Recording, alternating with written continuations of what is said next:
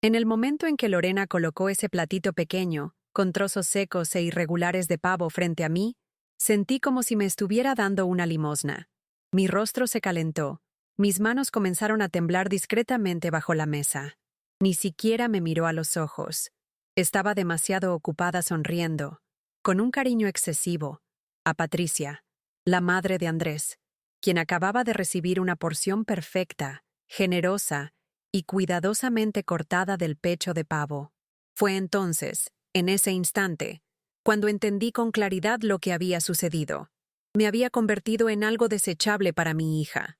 El amor que yo creía eterno había sido reemplazado por algo que jamás pude darle: estatus, conexiones sociales y dinero. Todo aquello que nunca fui capaz de proporcionarle, aún trabajando de sol a sol durante décadas. Miré a mi alrededor, a esa mesa opulenta y decorada con tanto esmero, tratando de no mostrar mi dolor. Todos conversaban animados, ajenos a la humillación silenciosa que yo experimentaba. La casa espaciosa, la mesa repleta de platos caros, cubiertos relucientes, copas centelleantes y servilletas de lino eran todo lo que siempre había soñado para mi hija. Pero no era ese el tipo de gratitud que imaginaba recibir a cambio de tanto sacrificio.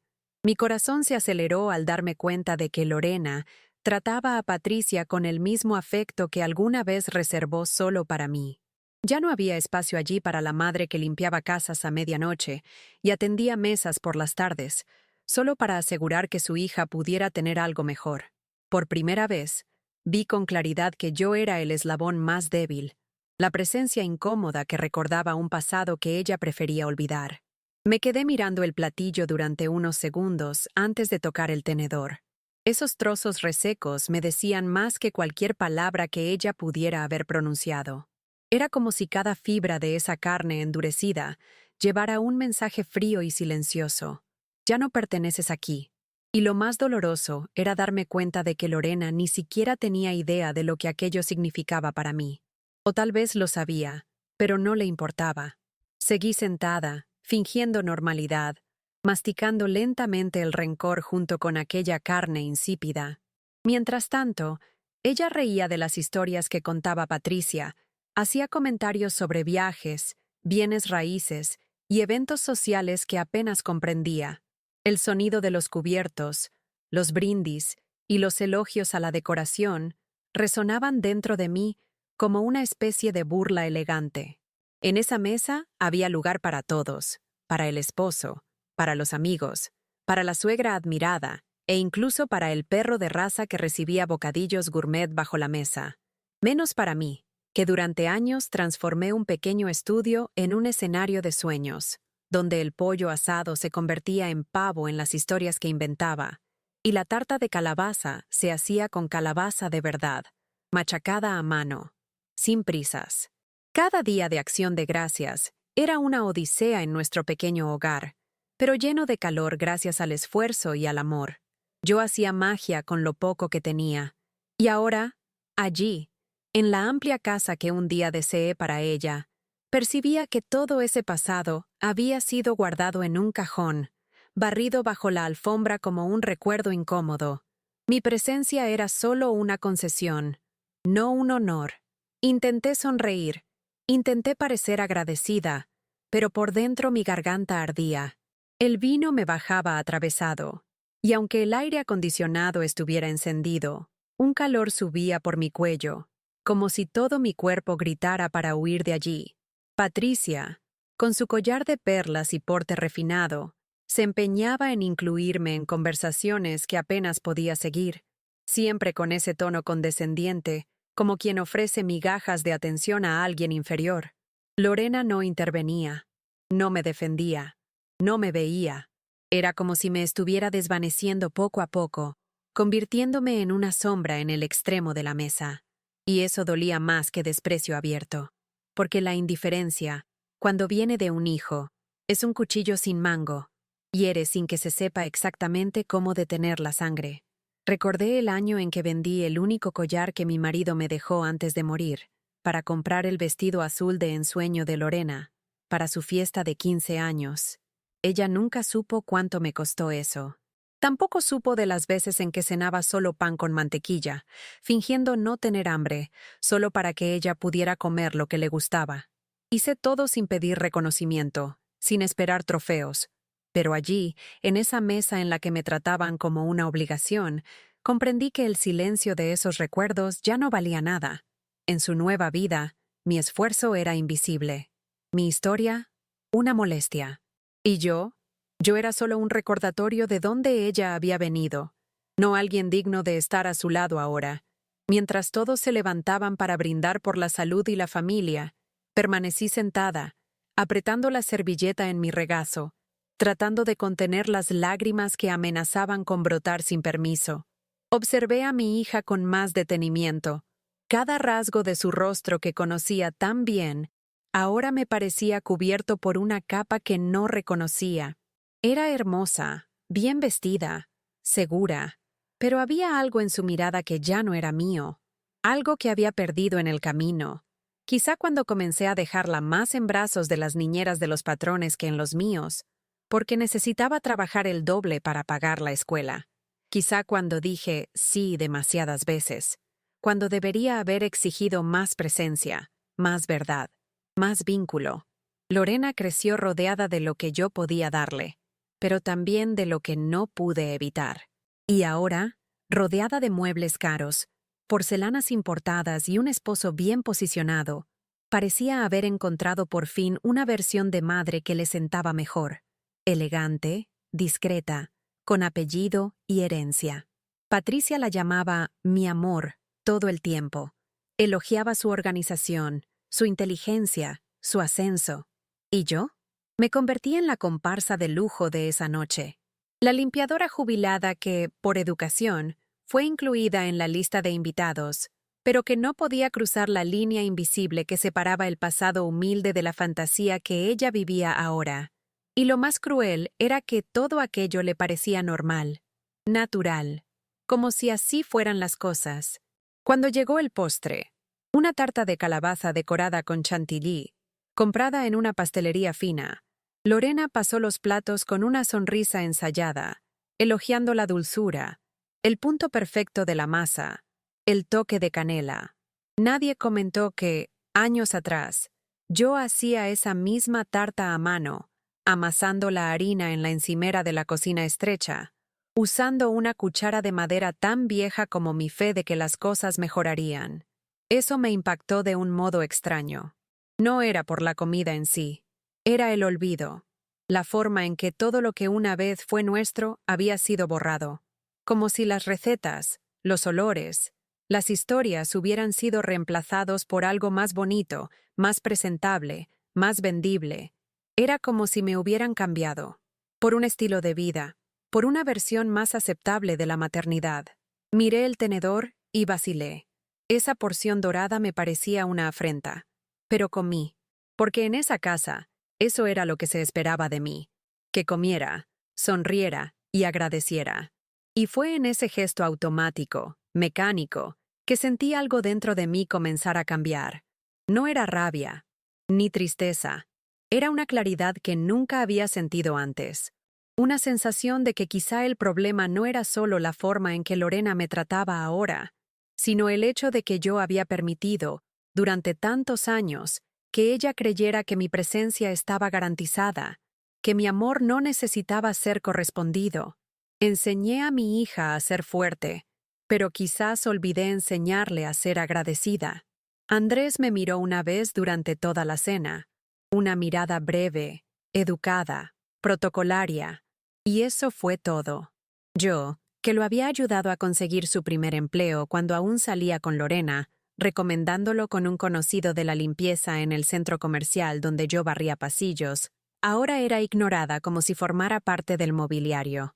Patricia, en cambio, hablaba como si fuera la matriarca de la noche, levantando brindis, haciendo chistes ligeros que arrancaban carcajadas alrededor de la mesa. Y Lorena, mi hija, se veía empequeñecida junto a ella. Pequeña de un modo que jamás le permití ser mientras crecía. Pero allí, en ese nuevo mundo donde los apellidos valían más que las cicatrices, mi hija aceptaba adaptarse para encajar. Incluso si, para ello, Tenía que borrar de dónde provenía. Cuando terminamos el postre, vi a Patricia levantarse con una copa de vino en la mano y decir unas palabras bonitas sobre la familia, sobre estar todos juntos, sobre lo especial que era Lorena como nuera. Todos aplaudieron. ¿Y yo? Sentí vergüenza. No de mi historia, no de quién era, sino de estar allí intentando encajar en un lugar que no me pertenecía. Me di cuenta de que en el fondo esperaba que Lorena dijera algo, cualquier cosa, una frase breve, un recuerdo, una mirada, pero no llegó. Su silencio me hirió más que todas las palabras bonitas pronunciadas en esa sala. Era un silencio cargado de elección. Ella eligió el lado en que quería vivir, y yo no formaba parte de él. Cuando los invitados comenzaron a levantarse, agradeciendo la hospitalidad y dirigiéndose hacia la terraza iluminada, supe que era hora de irme. No porque alguien lo dijera, sino porque yo no quería quedarme ni un minuto más intentando pertenecer. Me levanté despacio, tomé mi bolso del respaldo de la silla y me puse el abrigo con calma. Lorena se dio cuenta, pero no dijo nada. Quizá pensó que estaba cansada, o que esperaría a que la invitaran a quedarse. Pero yo ya no esperaba nada. Crucé la sala observándolo todo como si fuera la última vez. Los cuadros nuevos en la pared, la chimenea moderna, los portarretratos con fotos cuidadosamente seleccionadas. Ninguna conmigo. Era como si mi existencia se hubiera quedado fuera de esa casa, junto con el mundo que construí para que ella un día saliera de allí. En la puerta me detuve un segundo. Miré hacia atrás. Lorena seguía en la cocina, riendo de algo que decía Patricia. Ni me despidió, ni lo notó. Y fue en ese resquicio de tiempo, en que esperé a que me llamara, cuando sentí algo romperse dentro de mí. Pero no fue un quiebre violento. Fue un quiebre silencioso, que nunca había escuchado antes. Un silencio que decía, se acabó. Y no fue un final dramático, con gritos o lágrimas. Fue un final limpio, casi frío. Un final de quien entiende, por fin, que el amor dado en exceso sin reciprocidad se convierte en deuda. Y yo ya no iba a seguir endeudándome por quien solo me veía cuando necesitaba recuerdos bonitos para mostrar a los demás. Bajé los escalones de la terraza con pasos firmes, aunque por dentro me estuviera desmoronando. La calle estaba silenciosa. El aire de la noche me golpeaba el rostro y sentí ese frío entrando por las mangas del abrigo como una especie de alivio. Nunca pensé que irme de la casa de mi hija me traería paz, pero así fue. Tomé el autobús casi vacío y me senté junto a la ventana. Mientras el vehículo recorría las avenidas iluminadas, mi mente repasaba escenas antiguas. La pequeña Lorena durmiendo en mi regazo después de un día entero de limpieza porque la guardería estaba cerrada. La ropa lavada a mano en el pilón. Las noches en que bajaba del autobús con los pies doloridos y pasaba por la panadería para comprar el pan fresco que a ella le encantaba. Todo aquello pasó ante mí, como una película que nadie más recuerda haber visto. Llegué a casa ya entrada la noche, con los ojos secos y el alma cansada. Entré, me quité los zapatos.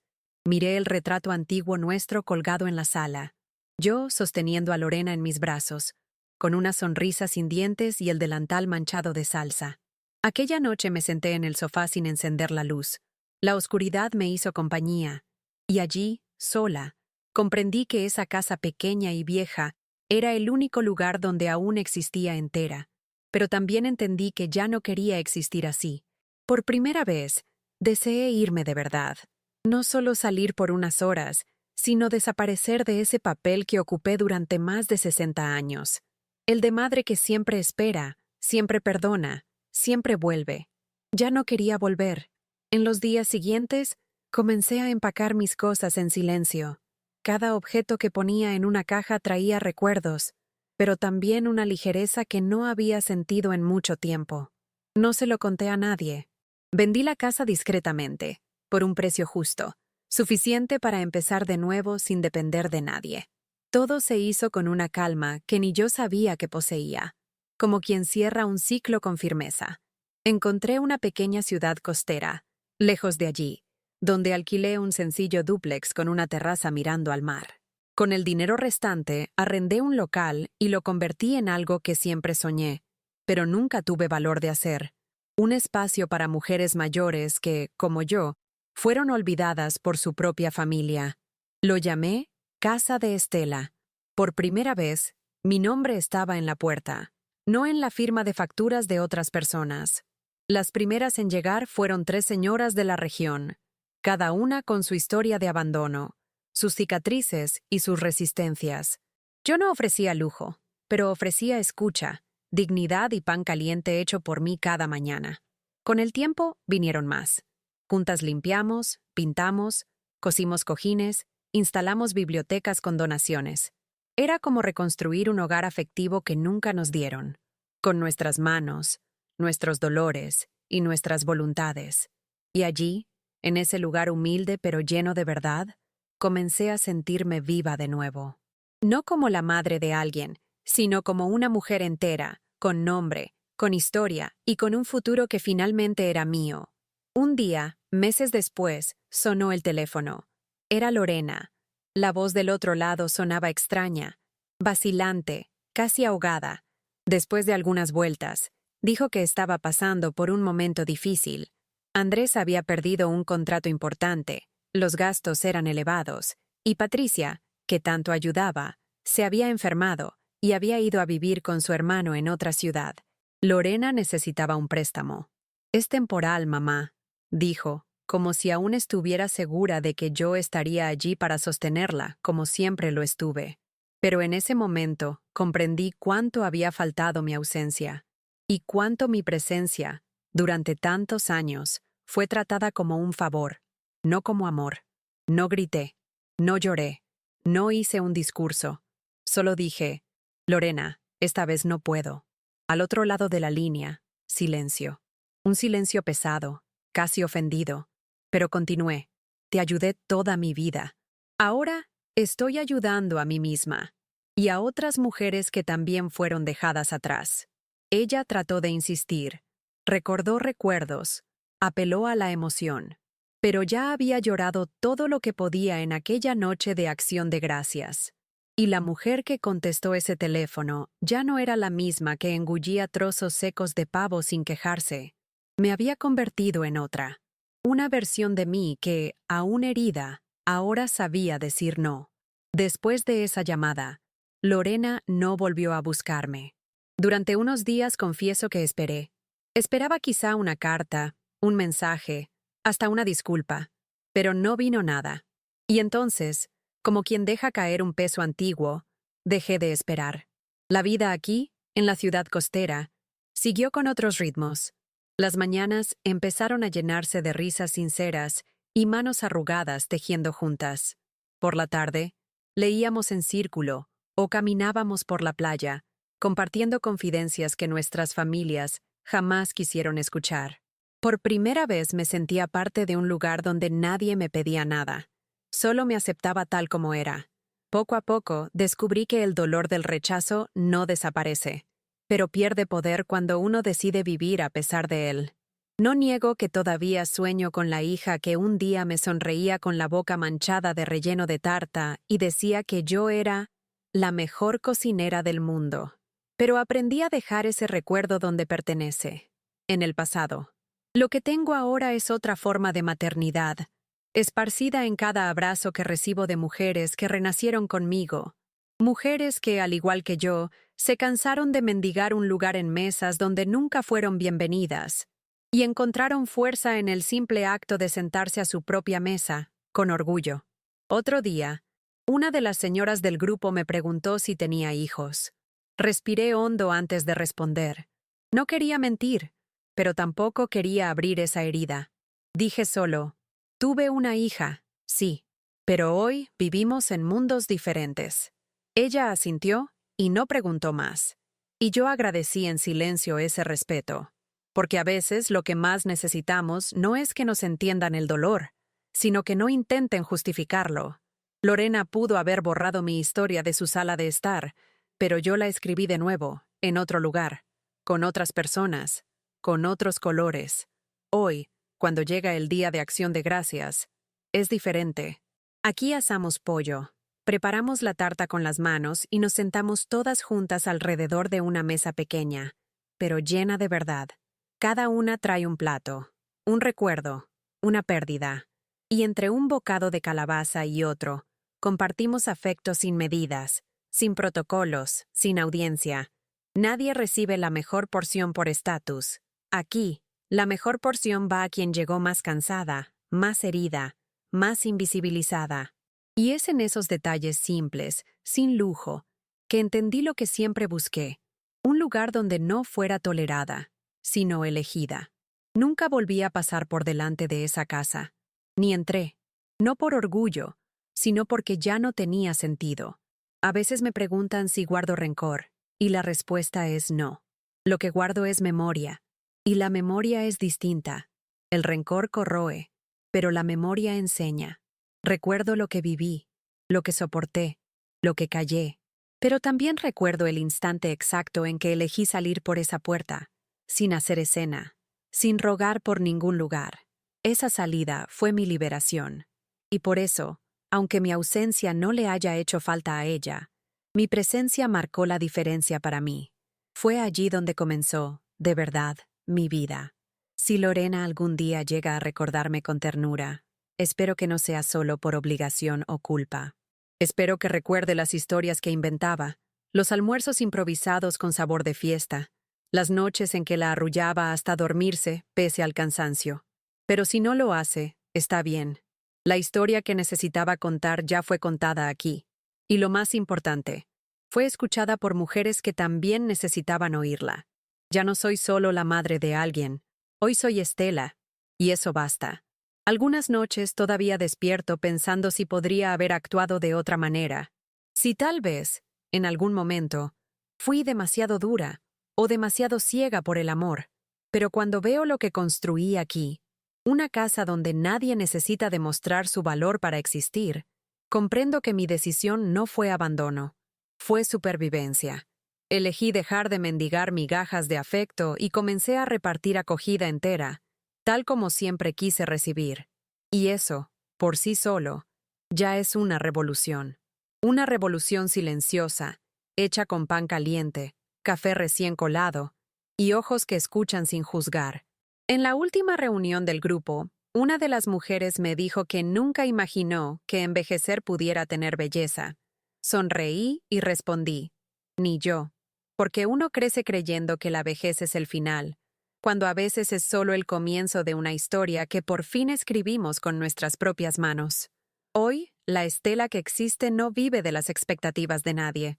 Vive de la certeza de que merece más que sobras. Merece totalidad. Y eso es lo que me doy cada día.